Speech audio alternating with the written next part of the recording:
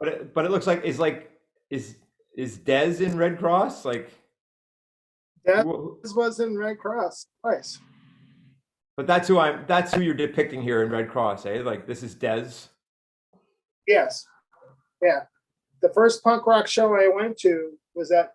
I had to wait till the end of 1983 because I had no friends, and I was one of those cool people that in Southern California that refused to learn how to drive, which is kind of a really hard thing to pull off. Of course. I Yeah. guess I was scared of driving or whatever, so I couldn't go anywhere.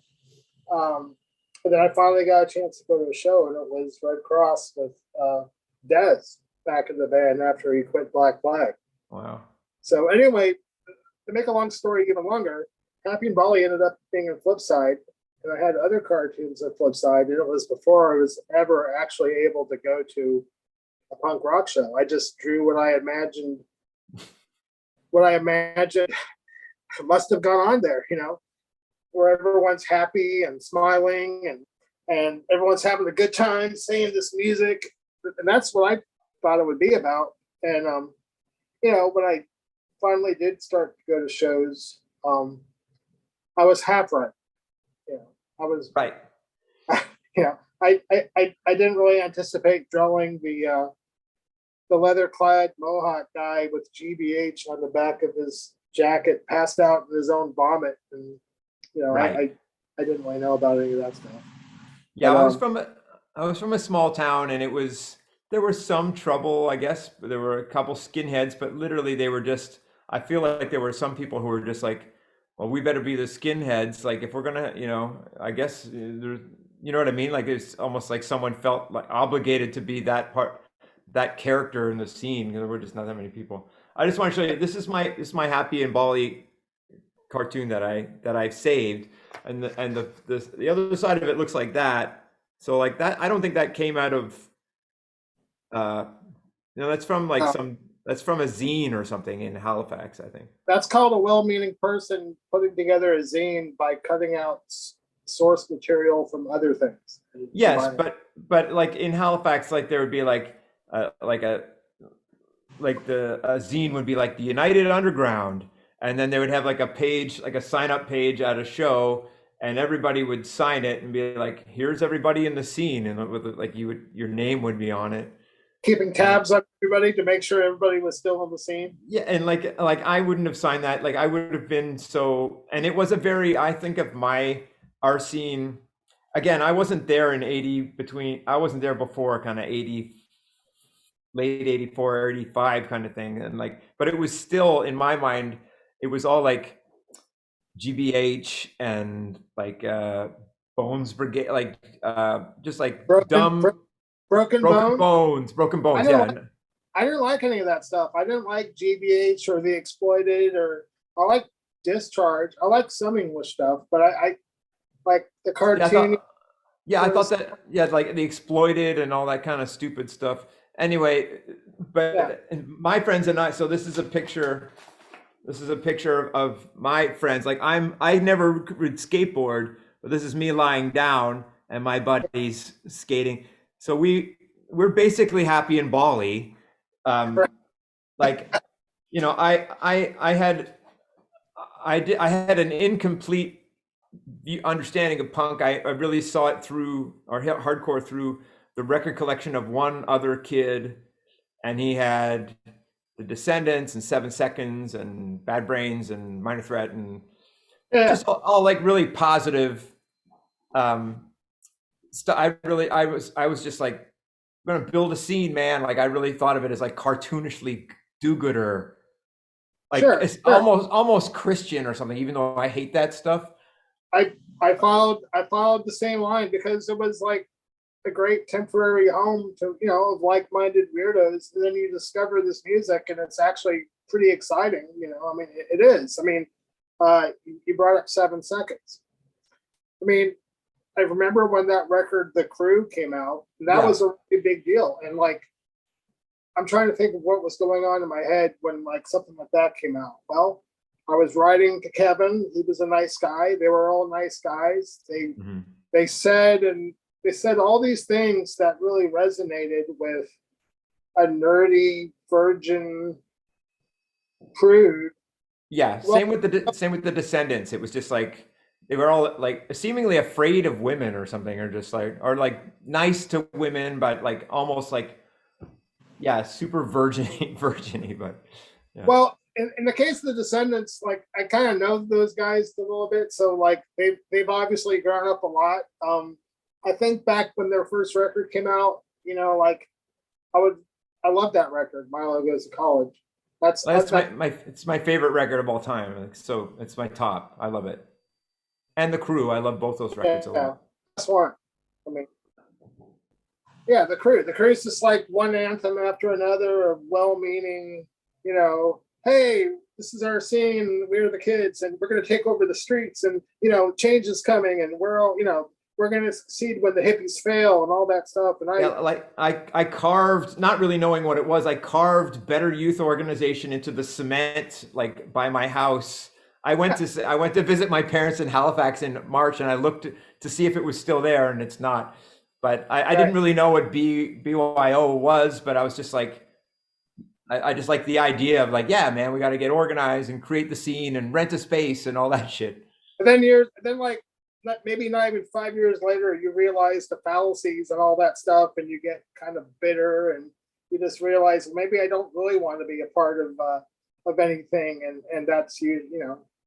But at the time, it was great. The Descendants record, those are very noble, well-meaning sentiments from a young man with no life experience. Yes. I Yeah. mean, but that's specifically what it's for, and that was like the template for all the stuff that came later. But no, I mean, like from reading fanzines and stuff, that's just how I flip side, and I guess Maximum Rock and Roll. It was like if you wanted to be a part of this stuff, all you had to do is write letters, and it's kind of hard to explain that to people now, since Mhm. we're older people, and now people have social media, and nobody can imagine not having that. Yeah. But to find out about that stuff, you really had to, like, people have said that, but you'd had to read these, you know fanzines, and then you realize it was like this international thing. So I knew just as much about, um like, because of reading Maximum Rock and Roll Flipside. Sure, I would know about Black Flag and stuff and love that stuff, but I would also know about, there was a band from Victoria, Canada called the Neos. Yeah. They were like Friends with No Means Known. Yeah. And I walked around post high school in Simi Valley, California with a homemade Neo shirt, just, Right. They're like one of the super fast, just, I'm 18 years old or 17 years old, and I have all this energy, and all our songs are 30 seconds long. And I work, me and my small group of friends worship the Neos, but we only knew about them because we read Maximum Rock and Roll. And here I am walking around wearing this Neos Right. t-shirt, Simi Valley, California, and thinking that somehow somebody's going to walk up to me and go, "Hey, man, what's that?" And then I can proudly, "Oh, well, of course, it's the Neos from Victoria, Canada. They've Let me explain. Yeah, let me explain this." All that stuff. But yeah, it was very exciting. So you grew up in Halifax? Halifax. Yeah. Is that where you were So born? I was born in Prince Edward Island, which is an even smaller province in Canada. I Okay. don't know. Have you ever heard of Prince Edward Island? Yes. Yes, I have. So the maritime provinces in Canada are Prince Edward Island, New Brunswick, and Nova Scotia. I was born in Prince Edward Island, but I grew up in Nova Scotia. Is And Newfoundland sort of above all that? Newfoundland is an 18-hour ferry ride away. And the three provinces get called the Maritimes, and then when you add Newfoundland, that's called the Atlantic provinces. So Newfoundland, yeah, Newfoundland is the best. Like I don't know if you can picture it. It's sort of like Ireland or Scotland kind of thing. It's living in Halifax, it's quaint, and if somebody from the big city comes there, like, oh, this is really quaint. But I always think of Halifax as almost the worst of both worlds. It's like it thinks it's a big city, but it's just like a pathetic version. Whereas Newfoundland is the real thing. Like if you go to Newfoundland, those people are real and super cool, and you know, we went there. Like we thought we had a cool scene, but they had a really crazy insular scene. Like nobody was going there. We had at least SNFU coming to Halifax, but nobody went to Newfoundland. Newfoundland for sure would be the brunt of a lot of jokes. And Newfoundlander are just the idea of being like whatever, not very cosmopolitan or a hick or whatever. Like a Yes, that's but what we but you know, whatever. I don't mean to. No, I it's don't a believe stuff freewheeling like. it's a freewheeling conversation. It just popped into my head. It really has no bearing on anything. I'm not nervous to talk about it. I just mean like I know a lot of Canadians that think that Americans are dumb, but like almost like everybody I've met in the States is awesome. But I know that there are a lot, I know that Trump was the president. So like a lot of people, you know what I mean? Like there's great people everywhere and all that kind of stuff. There's great people everywhere and there's stupid people everywhere. Down in the States, like I grew up in Southern California. When I moved out here in the South, the South of United States, the South has a really bad reputation. Yeah, Seemingly because I guess because of the Civil War and stuff, and sure. people have accents and talk like this, but there's this idea that everybody out here is some redneck idiot that's racist, Yeah. because I guess because of the Civil War, and it's And the Dukes of Hazzard. Dukes of Hazzard. Well, there's people that romanticize that stuff too. There's people that look at the I'm just joking. positive but it's true though. There's people that look at the positive aspects of Dukes of Hazzard. I'm sure there are some. I've never. I don't. I really, They were good people. Yeah, they were just good old boys, never meaning no harm or whatever. Never. But everybody like in California, when I told them I was moving out there, was there's rednecks there, and it's like, especially after traveling and going all over, this country and a little bit in Canada, I would just say, yes, there's stupid people everywhere, and there's great people everywhere. But Right. there's no monopoly on stupid. I mean, there's rednecks everywhere. In fact, I've seen more redneck. There's rednecks all over the United States. They're everywhere. Yeah. It doesn't matter where you are. The South gets a bum rap, is what I'm trying to say. I understand. Like I come from a small town, so like the attitude I grew up with is that, big city people are the assholes and they're like whatever, they're so full of themselves or they don't know anything about, or like Americans don't know anything about Canadians, or like people in Toronto don't know anything about Halifax or whatever, you know what I mean? I feel like there's a sort of an arrogance with these sort of small tribes in these small places. And I don't like smug Canadians who think that Americans are dumb or something. I don't subscribe to that. And I think that the United States is probably kind of in trouble in a lot of ways, but Sure, but so is Canada. It's always in trouble though. It's Yeah. kind of like you brought up Donald Trump, and especially now that it's been a while since, like when the COVID age started, just the way everything unfolded within the first couple of months. Because nobody knew what was going on. I didn't even know what the word pandemic meant, so I had to look it up. Right. I just thought, okay, well, that doesn't sound good, And I just thought, well, I'll just stay away from people. Yeah. And I looked up here's what pandemic means. Oh, okay. And you've been following protocols for like 30 years. Well, all you gotta do is look up something about what happened the last time something like that happened, and Right. It's not going to be very much different, no matter what you read on the internet or whatever. At least that's. I try to use common sense as a guide for anything. Does that make sense? No, it doesn't. And then it just seems so bizarre, not to turn this into talking about Donald Trump, but it's really funny to think that Donald Trump really was president of not just a country, but this country, any country. Yeah. I've had a great time every time I've been to Canada. Yeah. There's something about your country that, even though it's right there, right above the United States, there's something different that I just can't put my finger on as an American. There's just something, even though it's mostly the same, and also for me at least, part of being kind of fascinated with Canada was down to two things: Rush, covering For All the Kings, watching videos of them lip syncing those songs on Don Kirshner's rock concert down here in the Yeah. state, and seeing Yeah. how these guys are weird. This is Xanadu. This is the greatest song I've ever heard in my life. That's still my favorite song by him. And then discovering SCTV when it made it down here on some state, like literally the first season of it, watching Catherine O'Hara play Linda Blair. There was that Linda Blair skit where she was, and just going, what is this show? And not really understanding it, but loving everybody on it. So I blame SCTV and Rush with my burgeoning fascination with Canada, which spilled out into punk rock and stuff like that. And Well, I mean, you're hitting, I mean, I don't know how old you are. You've got to be the same. I'm hoping you're a little bit older because you seem to have been like turned on to things a little bit before me. I'm a little bit older. I'm like 3 years older than you, I think. Yeah. Okay. Well, that makes sense. But anyway, yeah, like Xanadu by Rush and SCTV, like, you know, I had both of those things at the same time too, and had yet to find punk rock. But like, you're really hitting close to home with everything with me here. Right.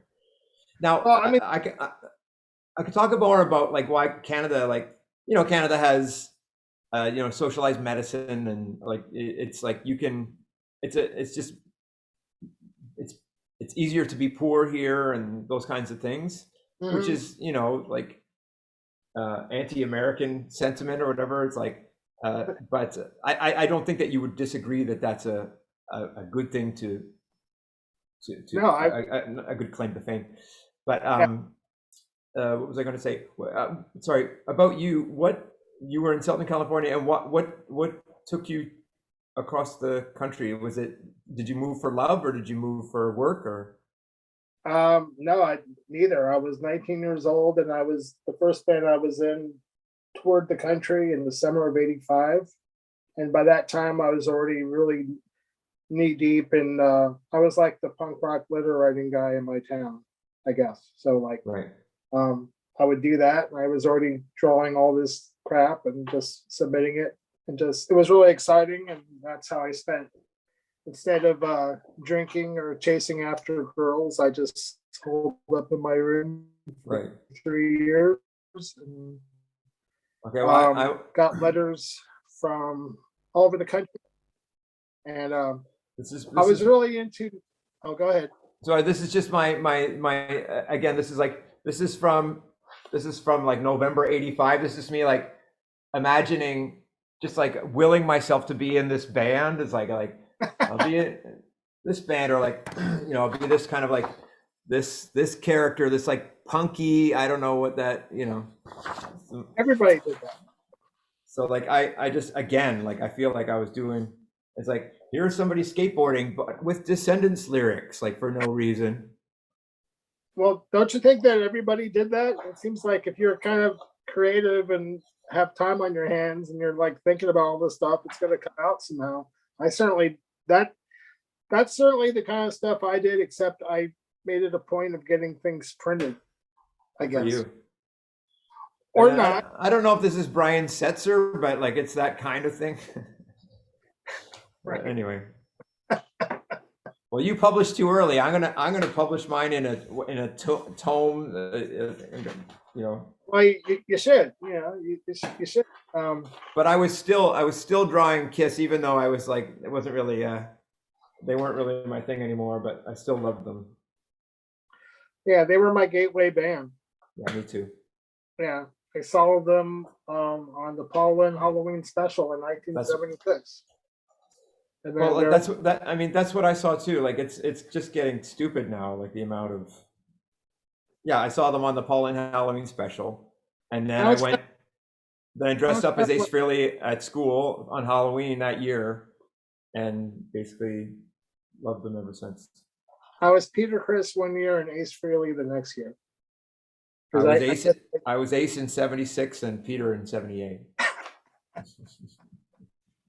Well, that was like my Beatles moment, really, for like somebody in my age group. That was my Beatles on Ed Sullivan moment, was watching Kiss on that show. And I've talked to a bunch of people that are roughly from the same generation or time period, and they all say, yeah, that was, you know, they were my gateway band to me. I mean, of course, the Beatles were around, but um, and of course, the Beatles are arguably, if not the single most important band, they're right there because they changed everything culturally.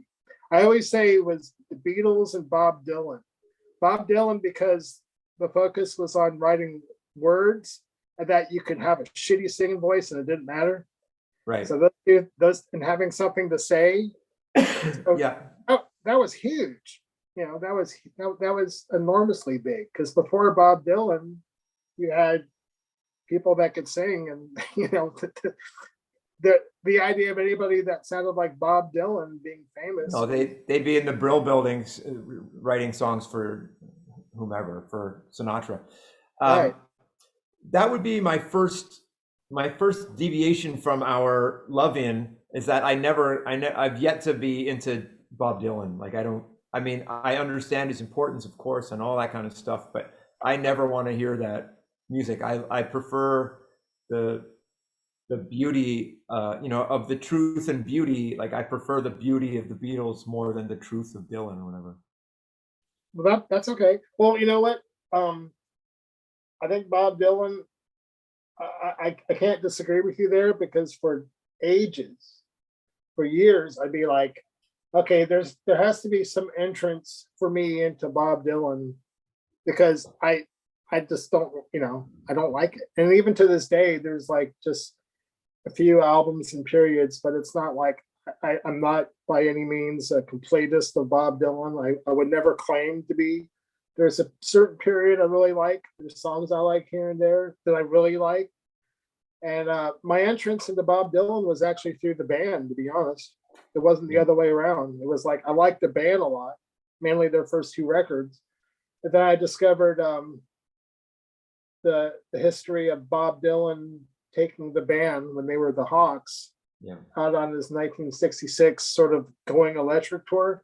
That's my favorite period because everybody fucking hated it. I actually do like the music. I think it's pretty ahead of its time. It might have a lot to do with the band backing him up. And there's a handful of Bob Dylan songs that I think are great for sure, and a handful of albums. And after that, I can totally agree with what you say about trying to find and like just I respect it, but I just, you know, because it took like forever to find even just those little things to discover that made me think, okay, now I get it. Like who's an example? Like you brought up REM.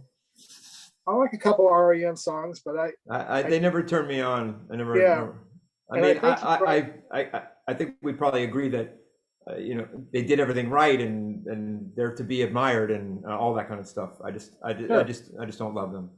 I like the song Radio Free Europe a lot, and that's more or less it, you know. I think yeah, you know, so or like somebody like Van Morrison. I like them. I like some of that stuff, but I just don't get Van Morrison. I haven't found an entry into Van Morrison. I've tried. You know, that's exactly me too. I don't understand. Van Morrison doesn't do it for me either. Yeah, and but Kiss, you know, when you're a kid in 1977 or 6, and here comes Kiss, and that's your first exposure to rock music, and you know, the Beatles are great, but you can't ever claim to discover the Beatles because the Beatles were always around forever. Yeah. You know, so it was kind of like something that was sort of more personal and my own thing, even though it was kind of a stupid thing, but it was still at the same time, there's a lot of genius that went into the fact that they were able to put Kiss together and that it worked and that it took off. I mean, that's really amazing if you think about it. Yeah, my favorite if you know, I obviously a lot of people aren't interested in Kiss and deride them, and I understand. And Gene Simmons is awful and all that kind of stuff. But you know, in a lot of ways, I'm like Gene Simmons. You know, I'm sober and austere, like a cheapskate, and you know, a workaholic, like I like driven. I like Gene Simmons. I like Gene Simmons actually. And me too. And I think he's funny. Whatever. He's obviously said some awful stuff. But in the story, like I identify more with Paul, who's like such a sweetheart, and Gene can be such a dick. But anyway, so I also, when I'm talking to people about Kiss, especially if they don't like it or get it, I always say like Kiss in the stadiums makes sense, but they had to go through this period where they're like the openers, and like, you know, they really had to grind and play clubs, and that to me is the stuff that's the most interesting. Like Yeah, they're dragging the sign around and opening for whomever, Blue Oyster Cult or something, and hanging there, like they're just so ballsy and crazy. yeah. And I just, so, you know, even though I still like Love Gun, I guess, and Rock and Roll Over, fine. I really love the first three records the most. And Okay. if I'm scanning through Instagram, like it always turns my head when it's a picture of them like pre 1976. Like I'm like, oh my God, look how cool they look. And then anything at 77, 78, I'm just like, I'm over it. But like that early Kiss when they were really hungry and wearing like leather, and like it was almost menacing, where it became obviously really about marketing to children and cartoonish and stuff. But it was I yeah, it I was agree. awesome. I was terrified of Kiss when I first, like, oh my God. And also I bought Kiss Alive. That was the first record I bought, followed Yeah, by Destroyer. No, actually it was Kiss Alive, Rock and Roll Over had come out, and I got Destroyer afterwards.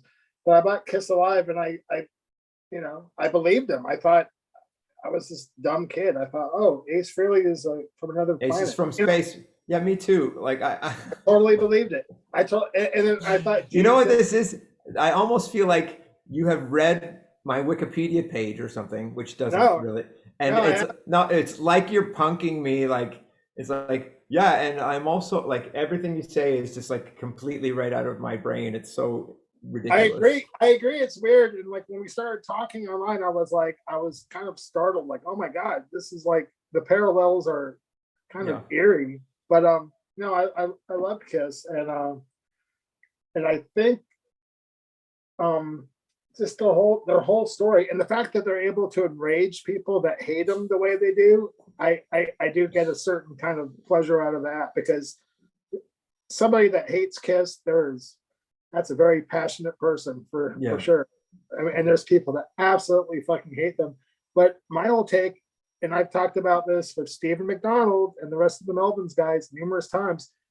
It was actually when Stephen joined the Melvins and I got to know him that, like the other guys, Buzz and Dale, we all liked Kiss. We came from Kiss, and just because we were into Black Flag, we didn't stop liking Kiss.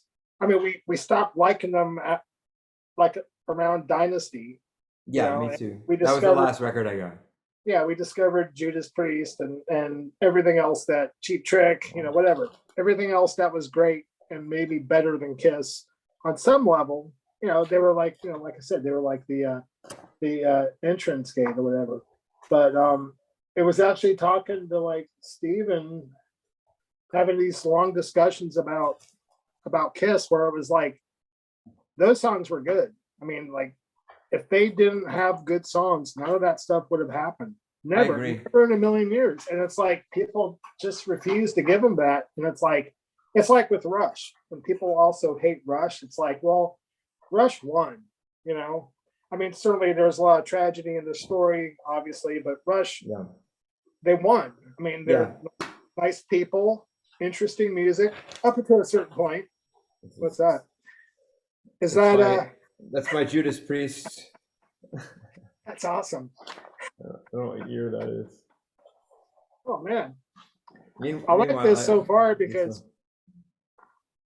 that's awesome. yeah. Yeah. But yeah, none of that stuff ever would have happened for them if the songs No, weren't good. no, I think the first three Kiss records are out of sight, and I also would argue that their pop music, you know, they're supposed to be like this heavy metal band, but you know, I feel like they didn't start that way. They were just like a rock and roll Stones band, Yep. and you know, Paul Stanley obviously like loved the Raspberries, and these references are like um, The move. the Faces, yeah, and what's the other one? What's The like move. live at the what's the Humble Frank Pie, Humble Pie? Yeah, yeah, yeah. Like live at the that. Fillmore. Yeah, live at the Fillmore. like that. Those are their reference points. Oh, and the Sweet. I also love the Sweet. Do you know anything about the Sweet? Oh yeah, I love the Sweet. Yeah, yeah. Boulevard Blitz, Desolation Boulevard, Sweet Yeah, Fanning, all those yeah. records. Like I'm really into that too. Like I like bubblegum. Like I like kind of aggressive bubblegum music like that, like Kiss and the Sweet and stuff like that. And even you could say that like 7 seconds is kind of like bubblegum music in a way. It's like it's melodic and fun, Yeah, but aggressive. sure. When you're a teenager, you want it to be aggressive too, less to Yeah, be thought of as a I don't know what. a badass that can hold their own. Yeah, but anyway, yeah, I think that the first three Kiss records are great, and I think that Gene Simmons, I think Paul Stanley's voice is obviously impressive, but I loved Gene Simmons's rock voice, like on Deuce and whatever, Going Blind, to those songs. But He's I a feel great. like I feel like he changed his voice for Destroyer, and he became this demon character. He kind of Mhm. like stopped singing like, "Yes, I think I'm going." It was like, "I am the Lord of the Wasteland," and I was just like, I wasn't into it anymore. Right. I stayed with them and I bought the records until Dynasty, but because I didn't want to give up on them. But like then I finally I betrayed them for a Cheap Trick. When Budokan Live at Budokan came out, I was able to sort of admit that they weren't my favorite anymore. I think Cheap Trick. They're sort of like the better band in a weird way. They're Yeah. like, I if you I don't think their songs are as good. really, Yeah. I think that I the mean, I first, mean, I think the sorry, I worship Cheap Trick. They're perfect. They're like the four characters and all that stuff, like and great songs and all that. Don't get me wrong, but I just think I love the Kiss albums, and I think that I think Cheap Trick have a bunch of great songs, but I don't think they have as many as Kiss. fair enough. Um, I was all about the first three Cheap Trick records, especially the first one. The Yeah. first one, that's still my favorite one, top to Mhm. bottom. Just the way it Yeah. sounds, how Yep. lecherous and awful the lyrics are, really are. Yeah. What thinking about, how it's kind of disguised, how some Yeah. songs are very poppy and glammy, and others are just really kind of dark, and it's just served up in this weird package. And that was another record where when I bought it, I just believed the liner notes. I was like, oh, the drummer is from South America, and his parents own an oil company. I just, I believe that. I mean, I think Robin Zander has the best rock voice in America ever. Like I think he's just the best. But I love it's hard all. to disagree. I think Kiss had three great singers, and they had also a fourth singer who was not very good, but he was fine. But I love their model. You I mean like Ace? they. Yes, I do. Yeah, Ace, not a respected singer, No, but yet he was no. my favorite. He was my favorite as a kid. But Everybody liked Ace. Um, uh, um, yeah. Well, this is weird. We've talked for 40 minutes, and I still haven't brought up anything about Sloan or anything. well, I'll be on again another time and we can talk about that. Okay. Well,